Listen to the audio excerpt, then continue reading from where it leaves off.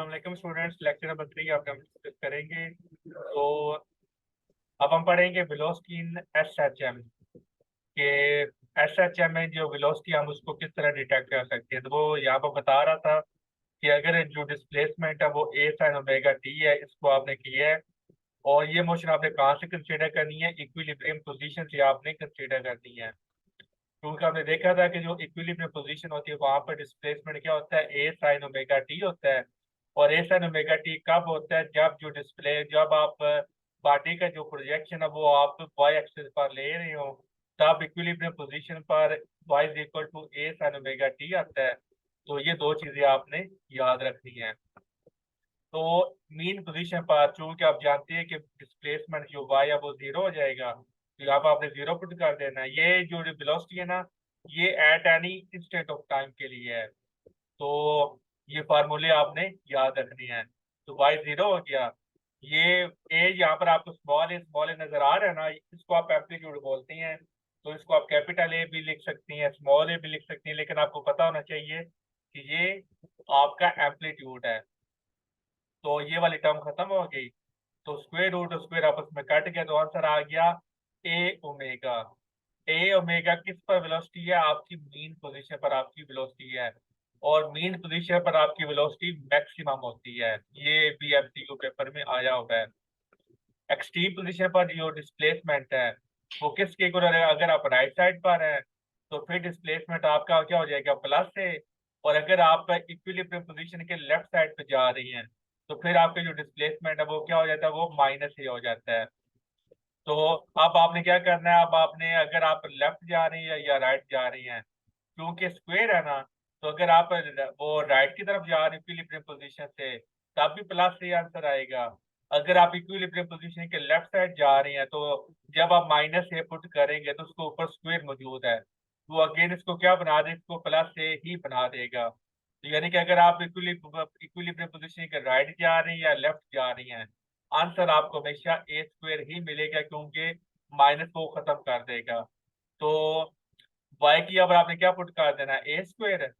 और ये एम्पलीट्यूड वैसे ही आपका वो ए स्क्वायर है, तो ए स्क्वायर माइनस ए स्क्वायर आपस में कट जाएगा। तो आपका आंसर क्या आ जाएगा, B is equal to zero आ जाएगा।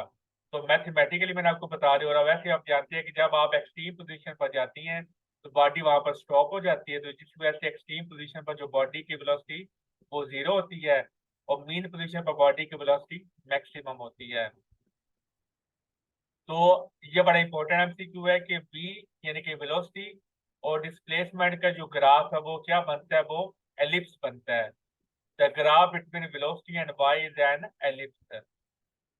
अगर एंगुलर वेलोसिटी यानी ओमेगा की वैल्यू 1 पुट करें तो फिर वेलोसिटी और वाई का जो ग्राफ हो क्या होगा, वो सर्कुलर शेप में होगा।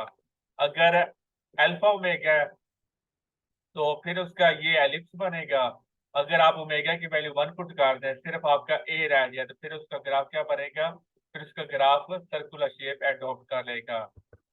तो ये आगे डायरेक्शन है, क्योंकि वेलोसिटी वेक्टर क्वांटिटी है। तो अगर आप इक्विलिब्रियम पोजीशन अब जानते हैं कि direction velocity is either toward or away from the mean position depending on the position of the particle. तो इसकी डायरेक्शन टूवर्ड भी हो सकती है और अवे फ्रॉम भी हो सकती है, लेकिन जो डिस्प्लेसमेंट है उसकी डायरेक्शन आपने हमेशा away from the equilibrium position ही लेनी है। ये जो वाई है ना यहाँ पर जो आपको नजर आ रहा है, इस वाई की जो आपकी डायरेक्शन वो हमेशा away from the equilibrium position ही आपने लेनी है, टू वर्ड आपने नहीं लेनी। तो वेलोसिटी से कोई सवाल है तो पूछ लें।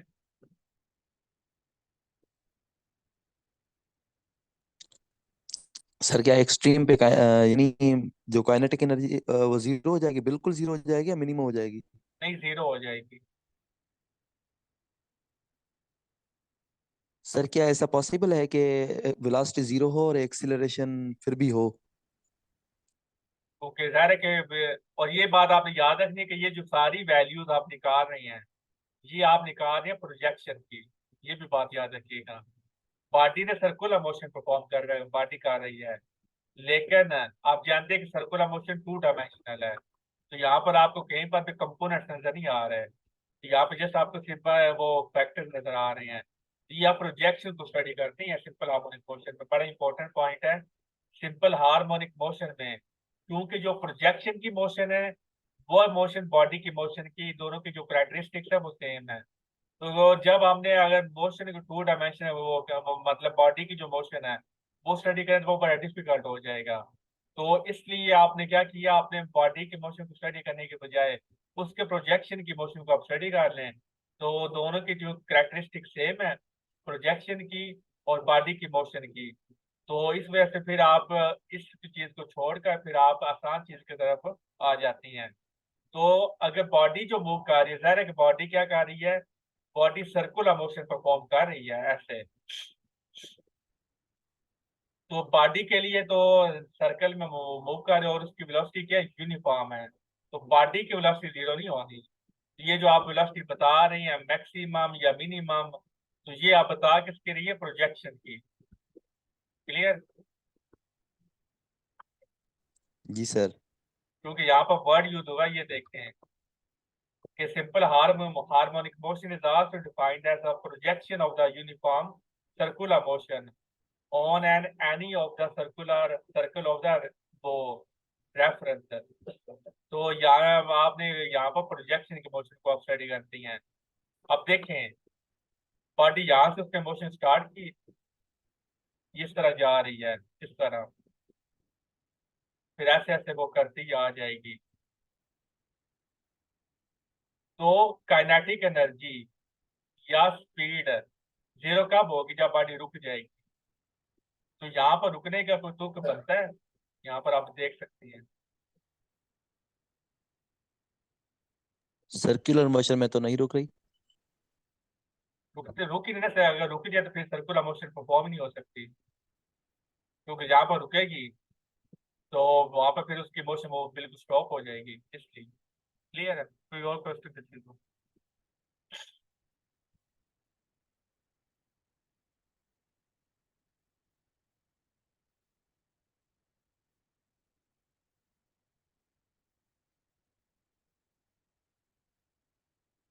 नेक्स्ट हम पढ़ते हैं acceleration. The acceleration of the particle executing SHM at any instant, वो आपने मेरे डेफिनेशन करनी है। सर तो सर्कुलर मोशन में ओनली एक्सीलरेशन कांस्टेंट रह सकती है या कोई और फैक्टर? स्पीड तो कांस्टेंट रहती है वैसे, एक्सीलरेशन रह सकती है या नहीं कांस्टेंट, और वेलोसिटी तो कांस्टेंट नहीं रहती। देखिए, आप वो सर्कुलर मोशन को आपने यहाँ पर आप वो जो आपने पढ़ा था ना, मोशन इन 2D यानी कि सर्कुलर मोशन, वो उसके पैरामीटर और यहाँ पर जो पैरामीटर दोनों डिफरेंट हैं। वहां पर सेंटीमीटर एक्सेलरेशन परफॉर्म वो प्रोड्यूस हो रहा था, क्योंकि यहाँ पर हम प्रोजेक्शन को स्टडी कर रही हैं। प्रोजेक्शन आपका टू डायमेंशनल परफॉर्म नहीं कर रहा, प्रोजेक्शन आपकी वन डायमेंशनल मोशन परफॉर्म कर रहा है। तो आपने प्रोजेक्शन को देखना है। प्रोजेक्शन यहाँ पर कोई सेंटीमीटर, वो तो सर्कुलर पाथ में मूव कर ही नहीं रहा, तो यहाँ पर फिर सेंटीमीटर एक्सेलरेशन की बात ही नहीं आती। तो इसलिए यहाँ पर जो एक्सेलरेशन प्रोड्यूस होगा जी वो सर, समझ वेरिएबल में आ गया। एक्सेलरेशन होगा। तो यहाँ पर वेरिएबल एक्सेलरेशन होता है और सेंटीमीटर एक्सेलरेशन यहाँ पर वो कोई चक्कर नहीं है। तो यहाँ पर आपको सेंटीमीटर फोर्स नहीं मिल रही। हालांकि बॉडी किस में जा रही है, सर्कुलर मोशन वो बॉडी परफॉर्म कर रही है, लेकिन इसके बावजूद आप कोई उसकी वो सर्कुलर वो सेंटीमीटर फोर्स ऐसा कुछ नहीं पढ़ रहे। आप सिर्फ और सिर्फ वन डायमेंशनल मोशन ही तो स्टडी कर रही हैं, क्योंकि ये बॉडी की जो प्रोजेक्शन की जो मोशन है वो वन डी है। ठीक है? सर इसमें टाइम का फैक्टर की मतलब कोई वैल्यू नहीं है, टाइम की कोई बात नहीं करेंगे इसमें? फिलहाल टाइम का तो कोई जिक्र नहीं है। ठीक है सर। फिर तीसरा पैरामीटर आ जाता है वेलोसिटी, वो एक्सेलरेशन।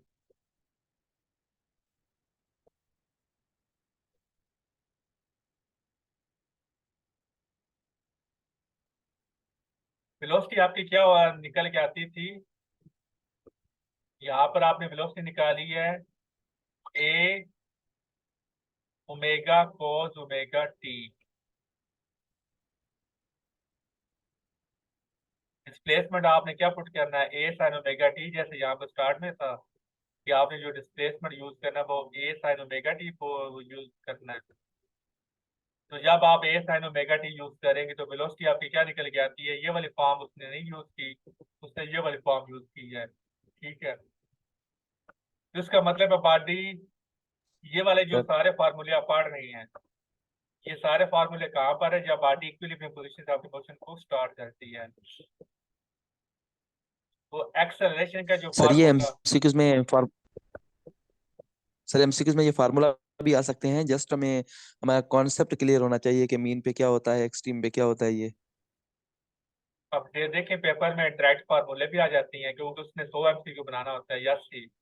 तो जाहिर है कि कुछ एमसीक्यू और 90 मिनट्स होती हैं, तो कुछ एमसीक्यू वो अगर मुश्किल बना देता है तो टाइम को 90 मिनट से वो रखने के लिए फिर जाहिर है कि कुछ एमसीक्यू वो बहुत आसान बना देता है। तो हम ये समझते हैं कि ये जो एम उसने एमसीक्यू दे दी है क्योंकि वो जानते हैं कि मैंने 90 मिनट्स में वो जाहिर है एक्सपर्ट बनाती हैं, तो उनको सारी टाइम मैनेजमेंट का पता होता है कि ये जो 90 मिनट में हमने एमसीक्यू देने हैं तो ये सॉल्व भी हो सके ह्यूमनली, यानी कि इंसानी तौर पर ये मुमकिन भी हो सके कि जो शार्प है, जो इंटेलिजेंट है, जिसने मेहनत की है, वो सॉल्व कर लेता है या नहीं करते।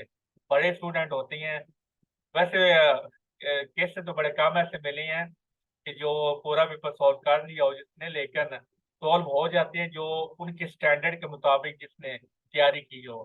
तो इस वजह से जब आपके कुछ एमसीक्यू वो आपको अगर लेंथ दे देता है तो टाइम मैनेजमेंट को बैलेंस करने के लिए फिर आपको कुछ एमसीक्यू बहुत आसान दे देता है। तो उन आसान एमसीक्यूज में सम टाइम आपका डायरेक्ट वेलोसिटी का यूनिट पूछ लेता है, डिस्प्लेसमेंट का यूनिट पूछ लेता है, फार्मूला आपको डायरेक्ट दे देता है। तो इस पर्पज के लिए भी फार्मूले जो फेमस फार्मूले हैं वो आपको याद होने चाहिए, number one. Number two, numerical के लिए आपने फार्मूले याद करने हैं। ये सारे जो सिंपल हार्मोनिक मोशन के फार्मूले बड़े इंपॉर्टेंट न्यूमेरिकल को सॉल्व करने के लिए। फिर तीसरी बात, फार्मूलों ही से आपको पता चलता है कि वेलोसिटी मैक्सिमम कहाँ पर होती है और वेलोसिटी मिनिमम कहाँ पर होती है। ठीक। Okay sir. तो इक्विलिब्रियम पोजीशन पर आपकी वेलोसिटी कितनी आई थी? A omega. तो और आपका एक्सेलरेशन क्या निकल के आएगा? Minus omega square Y. तो जब आपने वेलोसिटी बार करनी है तो वहां पर क्या आता है? A omega. और यहाँ पर क्या आ रहा है? यहाँ पर इसका ये ये वाला नहीं, ये वाला ओमेगा स्क्वेयर है। तो वेलोसिटी में स्क्वेयर नहीं आता और एक्सेलरेशन में स्क्वेयर आता, तो ये आपने याद रखने का तरीका है। बाकी डेरिवेशन उसने की हुई है।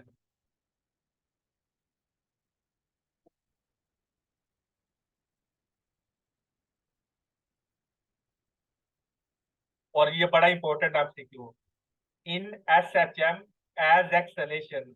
देखिए एक्सेलेशन की वैल्यू क्या निकल के आई है, जो उसकी मतलब इनिशियल फॉर्म है minus omega square Y.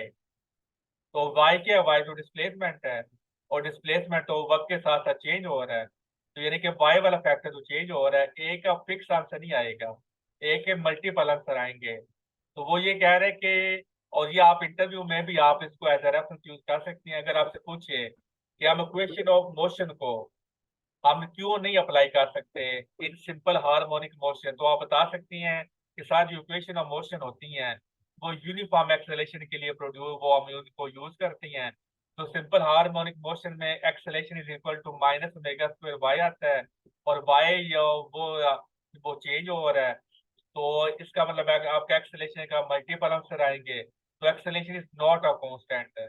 Acceleration आपका कांस्टेंट नहीं होता क्योंकि एक्सेलेरेशन आपका पोजीशन डिपेंडेंट है, वो पोजीशन पे डिपेंड कर रहा है, और पोजीशन आपकी चेंज हो रही है, तो इस वजह से वो आपके एक्सेलेरेशन कांस्टेंट नहीं है। So equation of translatory motion can not be applied. बड़ा फेमस इंटरव्यू का सवाल है कि क्या से एस एच एम में हम इक्वेशन ऑफ मोशन को यूज कर सकते हैं, तो इसका आंसर है नो, वी कांट यूज, क्योंकि एक्सेलेरेशन यहाँ पर वेरिएबल है, यूनिफॉर्म एक्सेलेरेशन नहीं है। S H M acceleration maximum आप देखिए उल्टा है कि वन के जो वेलोसिटी थी वो क्या क्या थी? वो इक्विलिब्रियम पोजीशन पर मैक्सिमम थी, और इक्विलिब्रियम पोजीशन पर बोला एक्सेलेरेशन जीरो होगा। वेलोसिटी एक्सट्रीम पोजीशन पर जीरो थी, और एक्सेलेरेशन एक्सट्रीम पोजीशन पर मैक्सिमम होगा। क्योंकि जाहिर है कि किसी ना किसी एक्सेलेरेशन क्या होता है? चेंज इन वेलोसिटी, आपने चेंज को देखना होता है। तो ज्यादा जो चेंज बड़ा आता है वो जब आरटी की वेलोसिटी जीरो होती है, तो जाहिर है वो किसी ना किसी वैल्यू से जीरो होती है। तो उस वक्त वो वेलोसिटी में चेंज जा रहा है तो वो मैक्सिमम होता है। और जैसे कि ये फार्मूला बता रहा है कि माइनस ओमेगा स्क्वायर वाई होता है, तो इक्विलिब्रियम पोजीशन पर आपने देखा था डिस्प्लेसमेंट आपने कहाँ से लेना है, इक्विलिब्रियम पोजीशन से लेना है।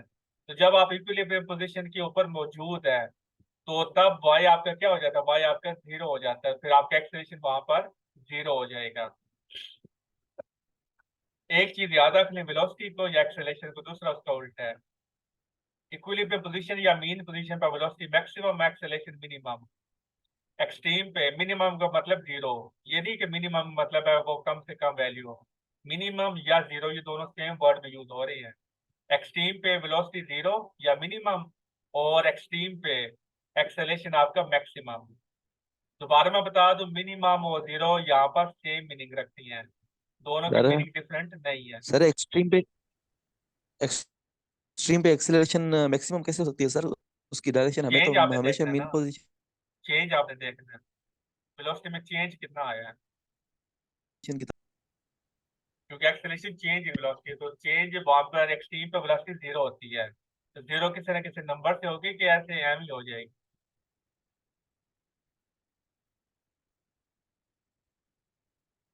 तो इसलिए सर वहां पर वेलोसिटी वैसे भी चेंज हो रही है जब एक्स डायरेक्शन।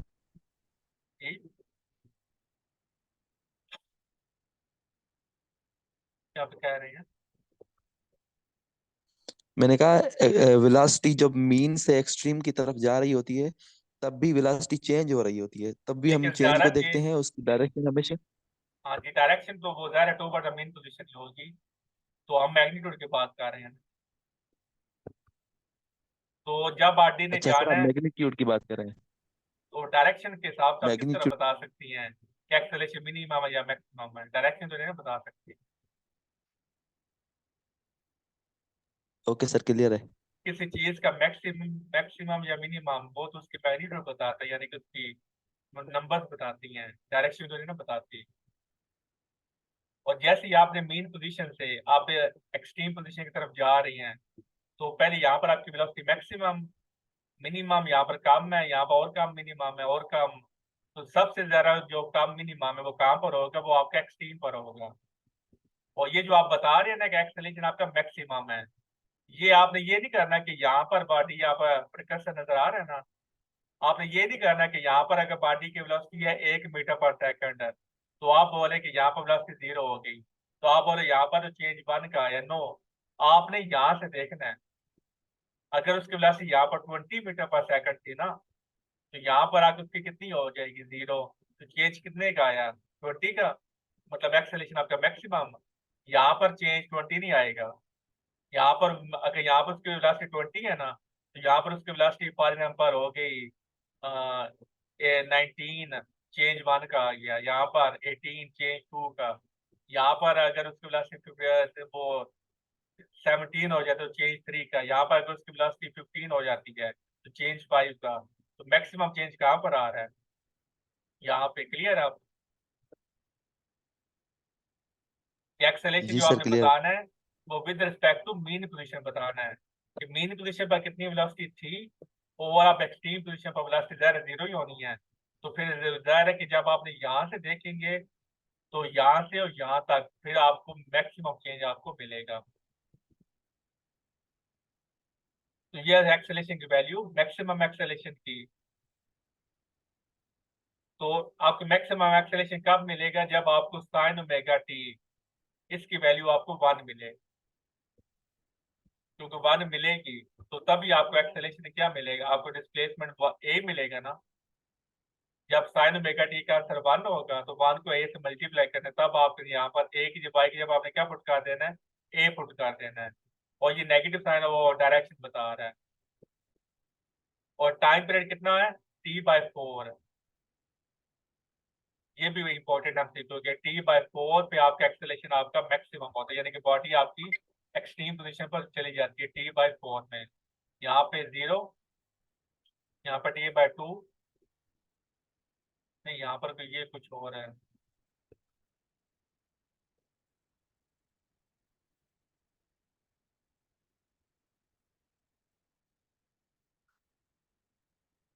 वो कह रहा है कि आपका मैक्सिमम एक्सेलेरेशन कब होता है, जब साइन ओमेगा टी की वैल्यू 1 होती है, और आपका जो टाइम पीरियड वो क्या होता है, वो T/4 होता है।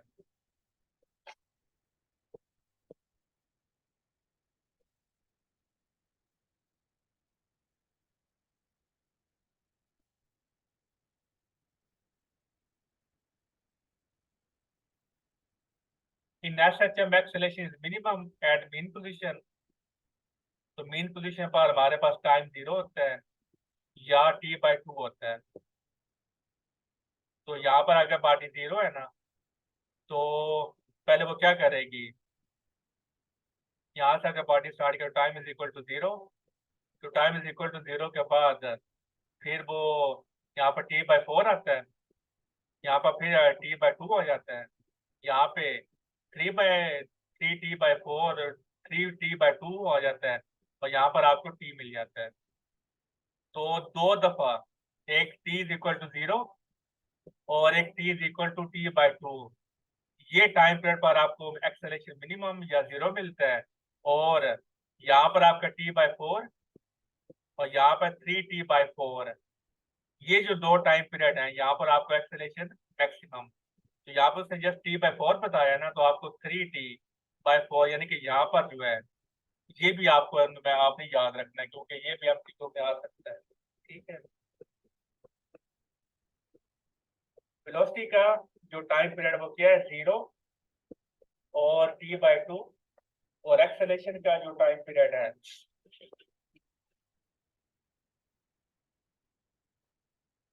वो है मैक्सिमम का बता रहा हूँ कि वेलोसिटी मैक्सिमम का टाइम पीरियड क्या होता है, 0 या T/2, और एक्सेलेरेशन का जो मैक्सिमम है वो टाइम पीरियड क्या होता है, T/4 या 3T/4। अगर आप वेलोसिटी का 0 का टाइम पीरियड निकाल लें तो वही बात है कि T/4 है या 3T/4, यहाँ पर वेलोसिटी 0 हो रहेगा, आपका एक्सेलेरेशन आपका मैक्सिमम।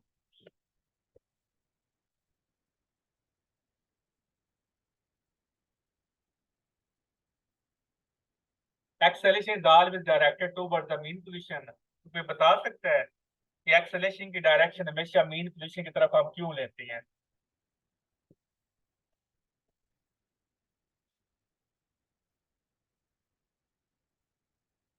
बताएं।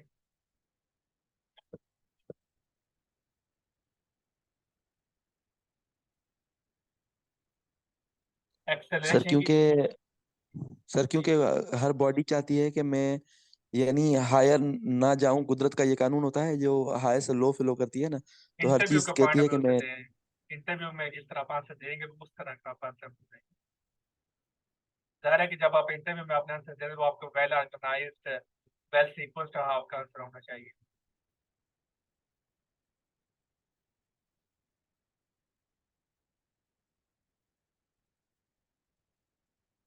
एक्सेलेरेशन की डायरेक्शन हमेशा मेन पोजीशन की तरफ क्यों होती है इन केस ऑफ एसएचएम? ये मेरा सवाल है।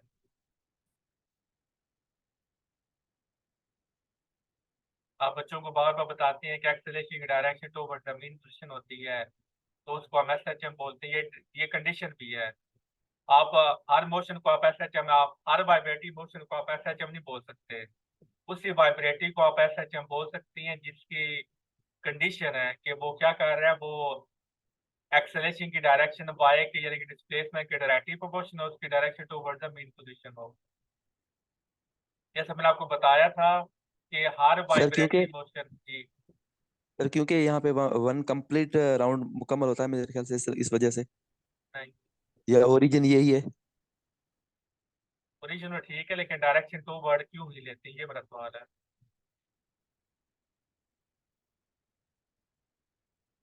तो देखिए यहाँ पर जब आपने एसएचएम परफॉर्म करनी है, एक्सटर्नल फोर्स आप अप्लाई नहीं करते। एक्सटर्नल फोर्स तो आप पहली दफा अप्लाई करते हैं ना, कि जस्ट बॉडी क्या थी, जैसे सिंपल पेंडुलम की एग्जांपल है, सिंपल पेंडुलम यहाँ पे खड़ा होता, आपने उसको थोड़ा सा क्या किया, आपने एक्सटर्नल फोर्स अप्लाई कर दी, फिर आपने छोड़ दिया, ठीक है, फिर वो उसने इस तरह मूव करना शुरू कर दिया। इनिशियल पुश देने के बाद वो आपकी जो फोर्स थी उसकी वजह से वो मूव कर रहा है, लेकिन जब वो आपने फोर्स हटा दी उसके बाद आपने जाहिर है कि आप कोई फोर्स नहीं दे रहे, तो फिर कौन सी फोर्स आ जाती है, रीस्टोरिंग फोर्स। तो आप बता सकते हैं कि एक्सेलेरेशन की direction toward a mean position इसलिए होती है क्योंकि रीस्टोरिंग फोर्स की direction toward a mean position होती है, और according to Newton second law जो डायरेक्शन फोर्स की डायरेक्शन होती है उसी डायरेक्शन में आपका एक्सेलेरेशन भी प्रोड्यूस होता है। तो ये आपका वेल डिफाइंड आपका आंसर बन सकता है। क्लियर है? तो मैं ये नहीं कह रहा कि जी मेरा सर। ही आंसर बहुत पे आखिर है, क्योंकि जाहिर है कि हर एक की अपनी अपनी नेचर होती है। तो इसलिए आपने वो अपनी अपनी आंसर किसी भी टीचर के आंसर को आपने रटना नहीं है, आपने कंसेप्ट लेना और आपने अपना आंसर बना के पेश करना है। ठीक है? क्योंकि हर एक का अपना अपना माइंड होता है, वहां पर डिफरेंट माइंड के बंदे बैठे होते हैं। तो किसी को एक्सप्लेनेशन अच्छी लगती है, किसी को एक्सप्लेनेशन अच्छी नहीं लगती, तो इसलिए आपने अपने तरीके से आपने आंसर देना होता है।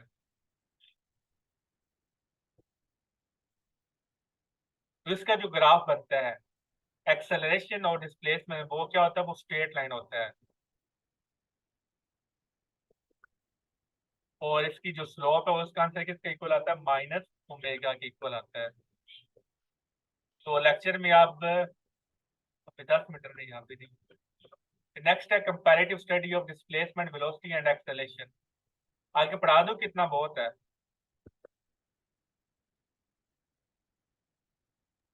सर भले आज वाले टाइम में कंप्लीट कर दें। बाकी स्टूडेंट क्या कहते हैं?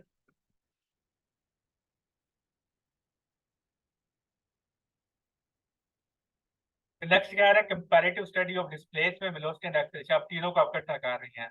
All three quantities displacement velocity and acceleration show harmonic variation with time. Harmonic variation का मतलब क्या है कि यहाँ पर आपको साइन या कॉस की टर्म में आप यहाँ पर आपको आंसर मिलेगा। डिस्प्लेसमेंट भी आपको साइन या कॉस मिल रहा है, वेलोसिटी में भी आपको साइन कॉस मिल रहा है। साइन कॉस को आप क्या बोलते हैं? हार्मोनिक। तो इसलिए यहाँ पर उसने वर्ड यूज किया है कि शो हार्मोनिक वेरिएशन। जिस तरह आपने पढ़ा था डायरेक्टली प्रोपोर्शनल, एक्सपोनेंशियल, तो ये मैथमेटिक्स की टर्म होती है। ये जो तीनों टर्म्स होती है ये हार्मोनिक वेरिएशन आपको देती हैं, विद टाइम देती हैं, हैविंग सेम पीरियड। कि अगर आपको तीनों का टाइम पीरियड सेम है तो ज़ाहिर के टाइम पीरियड तीनों के लिए सेम ही होना चाहिए। तो ये फिर क्या करेंगे? ये हार्मोनिक वेरिएशन आपको देंगे। ये एमसीक्यू आ सकता है। Velocity amplitude is omega time the displacement amplitude. Velocity किसकी इक्वल होती है? ए ओमेगा के। वो उसने बात जो मैथ फार्मूला है ना, b is equal to a omega, तो उसको उसने यहाँ पर वर्डिंग में लिख दिया displacement amplitude. Acceleration is omega square, यानी कि वो किसके इक्वल होता है? ओमेगा स्क्वायर ए के इक्वल होता है। तो उसने यहाँ पर इसने वर्डिंग में लिख दिया है। बड़ा इंपॉर्टेंट एमसीक्यू। एसएचएम में क्या होता है? वेलोसिटी आगे होती है और डिस्प्लेसमेंट पीछे होता है। वेलोसिटी कितना आगे होती है? पाई के। और जो डिस्प्लेसमेंट है वो कितना पीछे होता है? जीरो के। नहीं सॉरी, वेलोसिटी कितना आगे, एक ही बात है, चाहे वेलोसिटी को कह लें या डिस्प्लेसमेंट को कह लें। ठीक है? डिस्प्लेसमेंट कितना पीछे होता है? पाई। और वेलोसिटी कितना आगे होती है? पाई। यस, यहाँ पे उसने दिखाया भी हुआ है। यहाँ पे बॉडी ने स्टार्ट किया तो उसका डिस्प्लेसमेंट कितना था? जीरो। लेकिन वेलोसिटी आपकी मैक्सिमम है, क्योंकि आपने पढ़ा था इक्विलिब्रियम पोजीशन पर आपकी वेलोसिटी मैक्सिमम होती है। तो ये जीरो और आपका ये जो वेलोसिटी ये आपकी मैक्सिमम है। तो ये यहाँ से आ रहा है, यानी कि ये मैक्सिमम से स्टार्ट, यानी कि यहाँ से स्टार्ट हो रहा है। यहाँ से कितना आगे है? पाई। पाई बाय टू है, सॉरी पाई नहीं है बल्कि पाई बाय टू है। हाँ जी, पाई बाय टू है हमारा। ठीक है, कह रही ये मैं टू नहीं देखता। अब देखें, ये यहाँ से लेकर यहाँ तक वो आप क्या बोलते हैं? 90 डिग्री बोलती हैं। तो आप देख सकते हैं कि ये वाला जो पोर्शन है, ये पहला जो हाफ है वो मिनिमम टू मैक्सिमम है, और ये वाला जो हाफ है सेकंड हाफ, ये मैक्सिमम टू मिनिमम है। तो आप देख सकते हैं वेलोसिटी मैक्सिमम टू मिनिमम हो रही है। मतलब वेलोसिटी आपका 90 डिग्री से स्टार्ट हो रहा है ग्राफ। डिस्प्लेसमेंट के जब 0 डिग्री से स्टार्ट होता है तो वेलोसिटी का आपका 90 डिग्री से स्टार्ट होता है। ठीक? तो यहाँ से आप देख सकते हैं कि वेलोसिटी आपकी पाई बाय टू आगे रहती है और डिस्प्लेसमेंट आपका पाई बाय टू पीछे रहता है। अगर आपने फार्मूला के टर्म में देखना है डिस्प्लेसमेंट का ये फार्मूला ए साइन ओमेगा टी और वेलोसिटी का एक omega cos omega T, mean position पर डिस्प्लेसमेंट 0 और वेलोसिटी आपकी क्या आंसर आता है, ए ओमेगा आता है। और ये ए ओमेगा कब आएगा, जब आप पुट करेंगे π/2, तभी आपको आंसर मिलेगा ए ओमेगा। इसी तरह एक्सट्रीम पे आपका डिस्प्लेसमेंट क्या होता है, प्लस ए या माइनस ए। अगर आप राइट साइड पे हैं तो प्लस ए, अगर आप लेफ्ट साइड पे हैं तो माइनस ए, तो तब आपकी वेलोसिटी 0 होती है। तो ये वेलोसिटी 0 कब होगी, जब आप π/2 पुट करेंगे। तो यहाँ से फार्मूला भी आपको बता रहे हैं कि और देखिए वेलोसिटी चूंकि आ गई है ना, इसलिए यहाँ पर आप प्लस π/2 लिखेंगे। ठीक है। इसी तरह acceleration is the head of velocity. Acceleration भी क्या, एक्सेलेरेशन भी π/2 से आ गया, क्योंकि जो ग्राफ डिस्प्लेसमेंट का है वही ग्राफ किसका, एक्सेलेरेशन का है। यही तो वजह है कि दोनों एक्स डिस्प्लेसमेंट और एक्सेलेरेशन का ग्राफ स्ट्रेट लाइन है, क्योंकि जो ग्राफ डिस्प्लेसमेंट का बनता है वही ग्राफ एक्सेलेरेशन का ही बनता है, क्योंकि डिस्प्लेसमेंट भी मीन पोजीशन पर 0 और एक्सेलेरेशन भी मीन पोजीशन पर 0, इसलिए इन दोनों का आपस में तो स्ट्रेट लाइन है। और ये वजह कि जो एक्सेलेरेशन है वो भी π/2 क्या होता है, आगे होता है, और वेलोसिटी क्या होती है, वेलोसिटी π/2 पीछे होती है। और अगर आप एक्सेलेरेशन और डिस्प्लेसमेंट का निकालें तो फिर ज़ाहिर है π/2 कितना हो जाता है, पाई आ जाता है। तो फिर आपने ये, अगर आपका इसी तरह वो पूछ लिया ना, एक्सेलेरेशन और डिस्प्लेसमेंट का पाई और एक्सेलरेशन और वेलोसिटी का π/2, यहाँ पर उसने दिखाया भी हुआ है।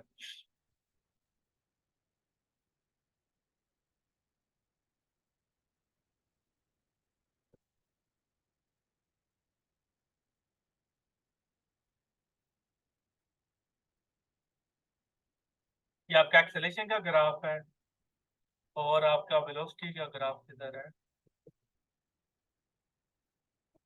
और ये वेलोसिटी का ग्राफ है। वेलोसिटी का ग्राफ यहाँ से स्टार्ट हो रहा है और एक्सेलेरेशन का जो ग्राफ है वो यहाँ से स्टार्ट हो रहा है, यानी कि वो नीचे से स्टार्ट हो रहा है और एक्स जो वेलोसिटी है वो ऊपर से स्टार्ट हो रहा है। ठीक है।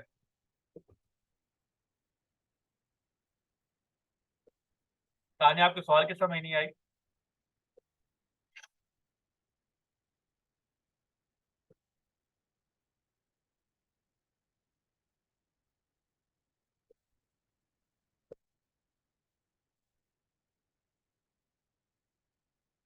देखिए यहाँ पर क्या हो रहा है, ये मैक्सिमम क्या है,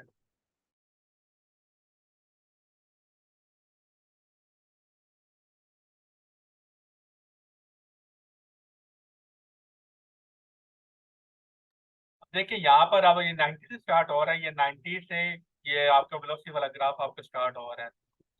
तो जो आपका है दूसरा एक्सेलरेशन का ग्राफ, वो कहाँ से स्टार्ट हो रहा है, वो माइनस से स्टार्ट हो रहा है, क्योंकि नीचे आपका माइनस है और वो ऊपर आपका क्या आता है, प्लस आता है।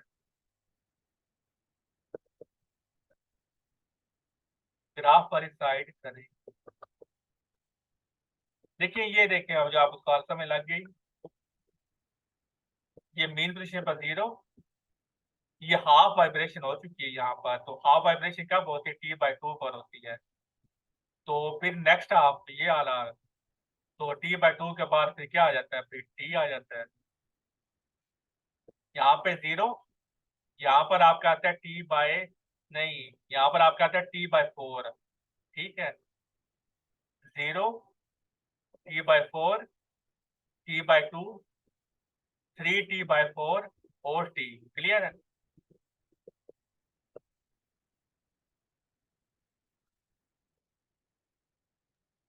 जी सर।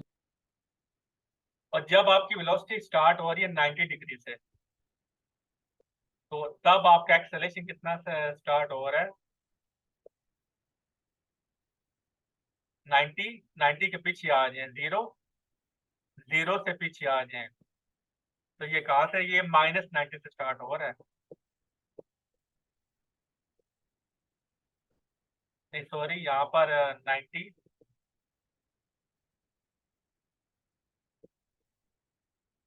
अब देखें, ये वेलोसिटी है, इसको कंसिडर करें। वेलोसिटी का 90 कम होते होते यहाँ पर जब आ जाता है, तो 90 के बाद यहाँ पर क्या आता है, क्योंकि यहाँ पे 0, फिर वो 90 आता है, फिर 180 आता है।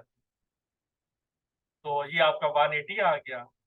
और ये आपका जो एक्सेलेरेशन है, ये कहाँ पर है, ये आपका 0 पे है। देखिए ये 0 कहाँ पर है, नेगेटिव साइड पे आपका 0 है। क्लियर है? जी सर। लिख ले तानिया, उस बुक वाले ने लिखा, आप लिखना चाहिए वैसे, आप ठीक कह रही है। क्योंकि जब आप लिखेंगे ना T/4 और 3T/4, तो आपके वो ज्यादा आसान हो जाएगा।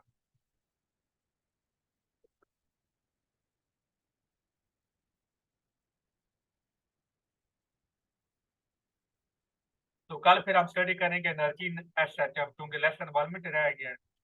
तो कल फिर हम एनर्जी से स्टडी करेंगे, वही ओके सर। फार्मूले भी। सर मेरे जी, सर मेरे पास डेटा जो है ना, बैच 3 की डेटा नहीं है सर, वो सेंड कर दीजिएगा। ठीक। ओके, फिर अल्लाह हाफिज।